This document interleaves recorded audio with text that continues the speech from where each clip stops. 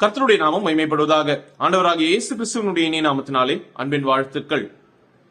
நாம நம்மளுடைய வாழ்க்கையில ஏற்படக்கூடிய ஒரு சில கடினமான சூழல்களின் நிமித்தம் அநேக நேரங்களிலே கர்த்தரை குறை சொல்லுகிறவர்களாக நாம் மாறிவிடுகிறோம்.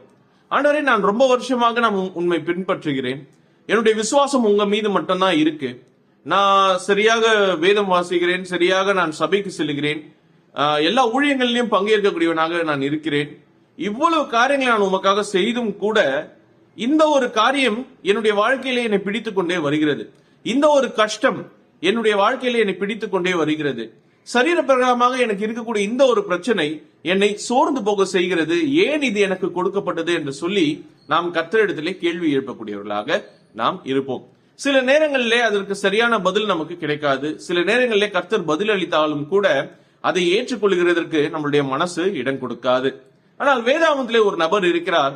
அவருடைய வாழ்க்கையிலே அவருக்கு இருந்த ஒரு சரீர பிரகாரமான பிரச்சனை அவருடைய ஆவிக்குரிய வளர்ச்சிக்கு எப்படியாக உதவியது என்பதை தான் இன்றைக்கு நாம் சிந்திக்க போகிறோம். என்னோடு கூட திருப்பிக் கொள்ளுங்கள். 2 கொரிந்தியருடைய புத்தகம் 12வது அதிகாரம் அதனுடைய 7, 8 மற்றும் 9வது வசனங்கள் நான் வாசிக்கிறேன். அன்றியும் எனக்கு வெளிப்படுத்தப்பட்டவைகளுக்குரிய மேன்மையின் நிமித்தம் நான் என்னை உயர்த்தாதபடிக்கு என் மாம்சத்திலே ஒரு முள் கொடுக்கப்பட்டிருக்கிறது. என்னை நான் உயர்த்தாதபடிக்கு அது என்னை குட்டும் சாத்தானுடைய தூதனாயிருக்கிறது. அது என்னை விட்டு நீங்கும்படிக்கு நான் 3 தரம் கர்த்தரிடத்தில் வேண்டிக் கொண்டேன். அதற்கு அவர், என் கிருபை உனக்கு போதும், பலவீனத்திலே என் பலம் பூர்ணமாய் விளங்கும் என்றார். ஆகையால் கிறிஸ்துவின் வல்லமை என் மேல் தங்கும்படிக்கு என் பலவீனங்களை குறித்து நான் மிகவும் சந்தோஷமாய் மேன்மை பாராட்டுகிறேன் என்று சொல்லி நாம் வாசிக்கிறோம். நாம் வாசித்த இந்த பகுதி பவுலை குறித்ததான காரியங்கள், பவுல் சொல்லிய வார்த்தைகள் இல்லையா? இதிலிருந்து 3 காரியங்களை நாம் சிந்திக்க போகிறோம்.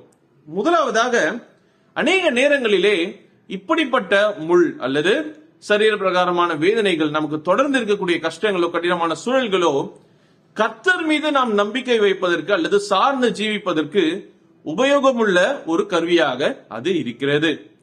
பவுலை பொறுத்த வரையிலே பவுல் அநேக ஊழியங்களை நிறுவியவர், அநேக ஊழியங்களை செய்தவர் இல்லையா? அநேக சபைகளை நிறுவியவர். அந்த காலத்திலும் சரி, இப்பொழுதும் சரி, பவுலை போல ஊழியம் செய்தவர்கள் யாரும் இல்லை என்று சொல்லி நாம் சொல்லிக் கொள்வதற்கு தகுந்தவார் அவர் அநேக காரியங்களை செய்திருக்கிறார். இதே காரியங்கள், இதே யோசனைகளும் சிந்தனைகளும் அவருடைய மனதிலேயும் இருந்திருக்கும் இல்லையா?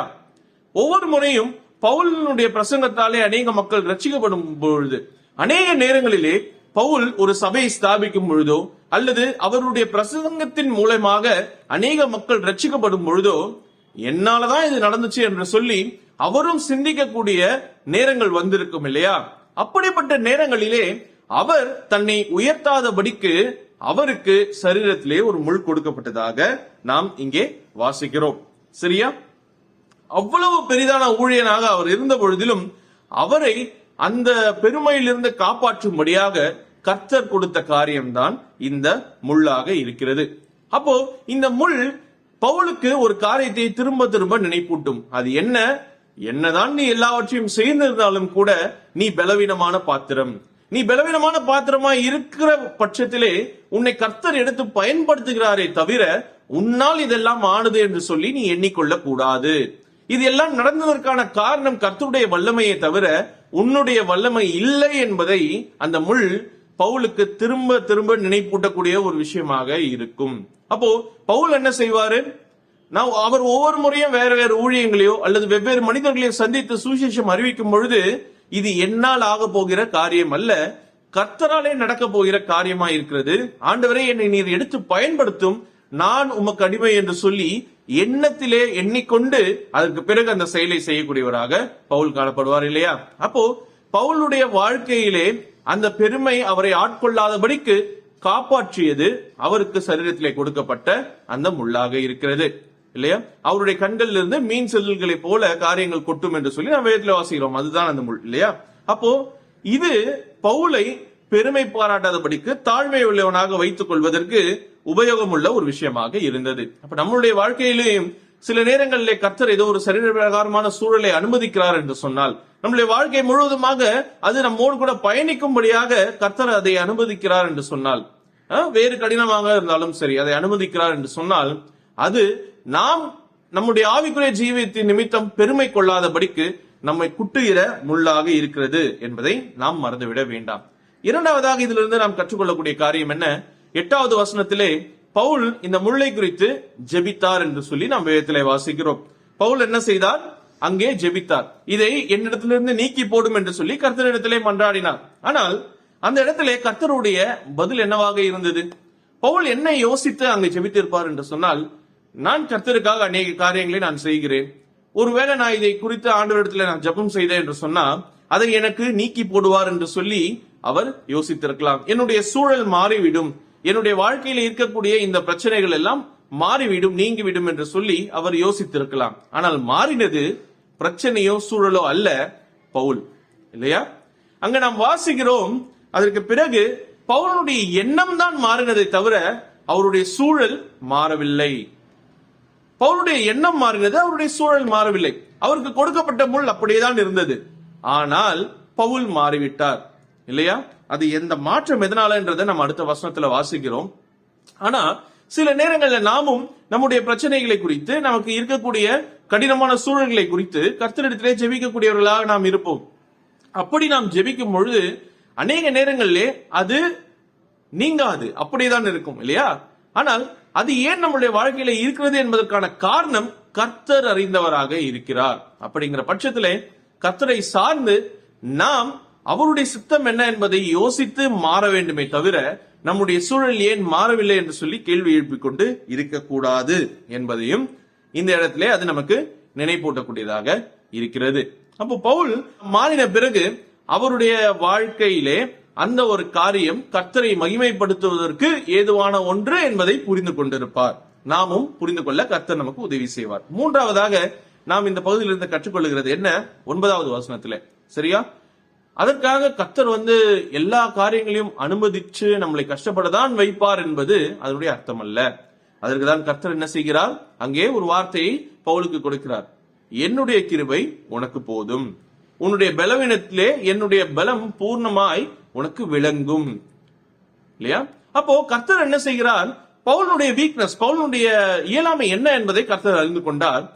பவுல் தன்னை நோக்கி ஜெபிக்கும் பொழுது அந்த இயலாமையிலே அவன் இயலுவதற்கு, அவன் செயல்படுவதற்கு கர்த்தர் என்ன செய்கிறார்?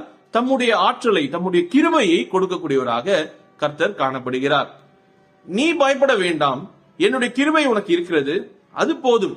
உனக்கு எப்பொழுதெல்லாம் பலவீனம் வருகிறதோ அப்பொழுதெல்லாம் என்னுடைய பலன் உன்னை தேற்றும், என்னுடைய பலன் உன்னை தாங்கிக் கொள்ளும், நீ கவலைப்பட வேண்டிய அவசியம் இல்லை என்பதை இங்கே கர்த்தர் சொல்லக்கூடியவராக இருக்கிறார்.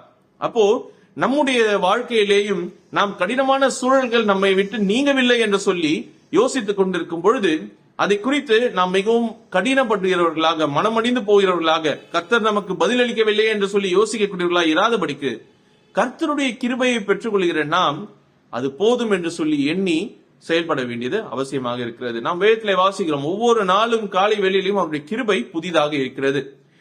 எவ்வளவு பிரச்சனைகள் வந்தாலும் கர்த்தருடைய கிருபை நம்மை தாங்கக்கூடியதாக இருக்கிறது என்பதை வேதாவும் நமக்கு நிச்சயமாக சொல்லக்கூடியதாக இருக்கிறது. ஆகையாலே நம்முடைய வாழ்க்கையிலேயும் அவருடைய கிருபையை நாடுகிறவர்களாக நாம் இருக்க வேண்டும். சரி, இந்த எல்லா காரியங்களிலேயும் பவுலுக்கு இது எப்படி ஆவிக்குரிய நிலைமையிலே அது அவருக்கு உதவி செய்தது என்று சொன்னால், அதே 9வது வசனத்திலே நாம் கடைசியாக வாசிக்கிறோம். ஆகையால் கிறிஸ்துவின் வல்லமை என் மேல் தங்கும்படி என் பலவீனங்களை குறித்து நான் மிகவும் சந்தோஷமாய் மேன்மை பாராட்டுவேன் என்று சொல்லி நாம் இங்கே வாசிக்கிறோம். பவுல் எப்படியாக மாறினார் பாத்தீங்களா? பவுல் ஆசைப்பட்டது என்னுடைய இந்த சரீர பிரகாரமான வேதனை என்னை விட்டு நீங்கிவிடும் என்று சொல்லி. ஆனால் இங்கே மாறினது பவுலாக இருக்கிறார்.